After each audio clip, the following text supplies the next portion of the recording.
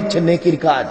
টাকা বেশি আছে, রাজস্থান থেকে উট নিয়ে এসে কুরবানি দেন। টাকা কম আছে, 2 লক্ষ টাকা দিয়ে ষাঁড় কিনে, 1 লক্ষ টাকা দিয়ে ষাঁড় কিনে কুরবানি দেন।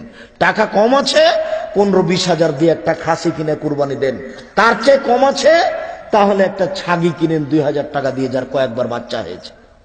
যদি এটাও না থাকে, তাহলে ভেড়া ভেড়ি কিনেন 1000 টাকা 1500 টাকা দিয়ে। একটা গরুর ভাগে যত টাকা লেগেছে তাতে 3টে ভেড়া হবে। আপনি ভাগে গেলেন কেন? এই বুদ্ধি কে দিল?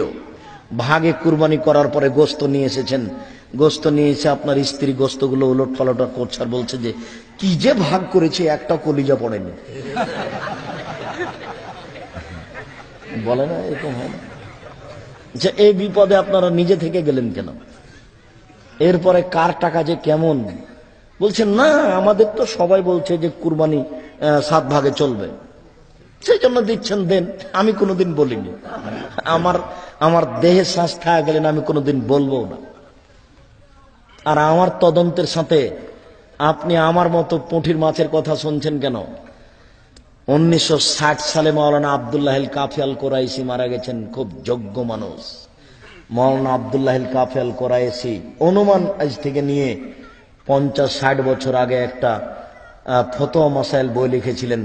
সেখানে তিনি লিখেছেন একটা গরুতে 7টা পরিবার অংশগ্রহণ করবে, এরকম কোন হাদিস আমি আব্দুল্লাহ আল কাফি আল কোরাইশি জানি না। এই ভাষা লেখা আছে। আর আমার টুটা ফাটা ভাঙাচোরা বিদ্যা দিয়ে 18 বছর থেকে তদন্ত করছে। 18 বছর থেকে, এই 18 বছরের তদন্তে একটা গরুতে 7টা পরিবার অংশগ্রহণ করবে এরকম কোন হাদিস আমি পাইনি। 7 পরিবার আর 7 জন এক নয়, 7 পরিবার আর 7 জন এক নয়। একটা পরিবারের পক্ষ থেকে একটা প্রাণী কুরবানি করতে হবে। জমিদারি বাপের আছে, 50টা করেন না, গরিব মানুষ খাবে, নেকি হবে অনেক। কুরবানি হচ্ছে নেকির কাজ। ফকিরকে দিতে হবে, মিসকিনকে দিতে হবে, নিজেও খেতে হবে, দিতে আপনি বাধ্য। ওটা নেকির কাজ। মোটা তাজা কিনতে হবে, চিকন সুন্দর দেখে। শোনো।